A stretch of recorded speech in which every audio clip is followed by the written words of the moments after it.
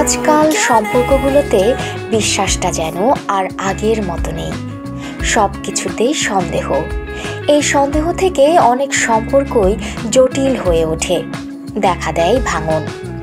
যদিও কোনো কারণেই শতভাগ নিশ্চিত হওয়া যায় না যে সঙ্গীতই সত্যিই প্রতারণা করছেন কিনা, তবে বেশ কয়েকটি লক্ষণ আছে যা দেখে কিছুটা হলেও অনুমান করা যায় সঙ্গীতই আপনার সাথে প্রতারণা করছে। চলুন দেখে নেওয়া যাক সেরকম কয়েকটি লক্ষণ সম্পর্কে। জেনে নিতে পুরো ভিডিওটি দেখুন, সাবস্ক্রাইব করুন dareport.live চ্যানেলটি, লাইক কমেন্ট শেয়ার করে আমাদের সঙ্গেই থাকুন।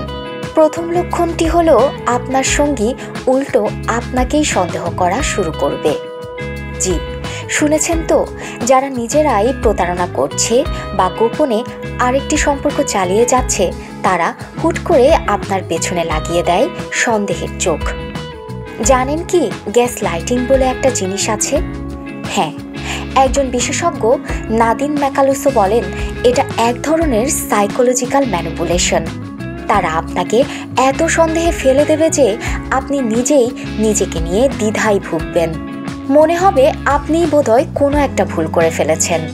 দ্বিতীয় লক্ষণটি হলো হঠাৎ গোপনীয়তা নিয়ে অতি সচেতনতা। আগে সঙ্গে ফোনে কথা বললেই আপনার সামনে হেসে খেলে বলতো এই তো কাজের লোক। এখন যদি দেখেন ফোনের স্ক্রিনটা সবার কাছ থেকে লুকোচ্ছে, আড়ালে আরেক জায়গায় কথা বলছে। কার সঙ্গে কথা বলছিলেন উত্তর যদি হয় তেমন কেউ না, তাহলে সেটিকে রেড ফ্ল্যাগ হিসেবে ধরতে হবে। তৃতীয় লক্ষণটি হলো যোগাযোগে ছন্দপতন, পপুলার ওভারটাইম।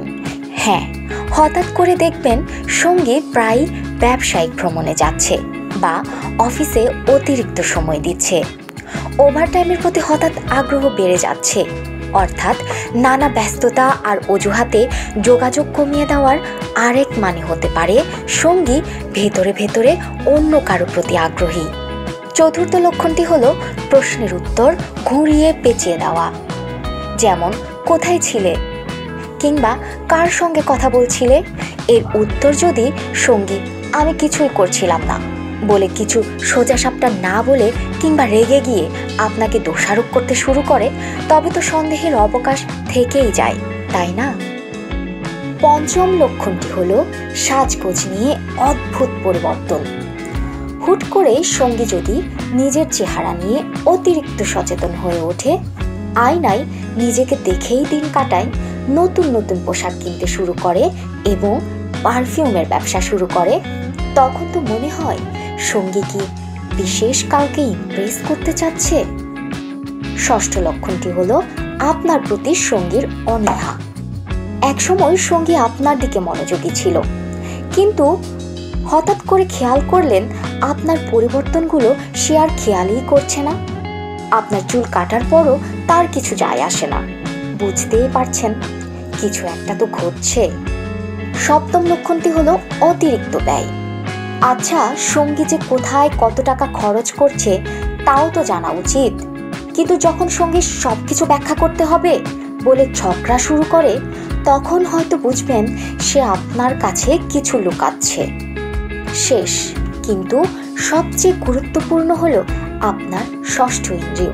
হ্যাঁ, ঠিকই শুনেছেন, কখনো কখনো কিছু বাইরের লক্ষণ নাও থাকতে পারে, তবে আপনার গাট ফিলিংই আপনাকে বলবে কিছু তো ঠিক নয়। সঙ্গী যদি মনে হয় একটু বেশি অলিক হয়ে উঠছে, তবে সজাগ থাকুন। বিশেষভাবে মনে রাখা দরকার যে আদতে কোনো একটা লক্ষণ দেখে সঙ্গী প্রতারণা করছে কিনা তা নিশ্চিতভাবে বলা কঠিন। তবে সম্পর্ক বিশেষজ্ঞরা প্রতারক সঙ্গীর কিছু এমন কমন বৈশিষ্ট্যের কথা বলে থাকেন। আপনার কি কখনো এমন পরিস্থিতি হয়েছে? কমেন্টে জানাতে ভুলবেন না। আর হ্যাঁ, সাবধানে থাকুন, ভালো থাকুন এবং নিজের সম্পর্কের দিকে মনোযোগ দিন।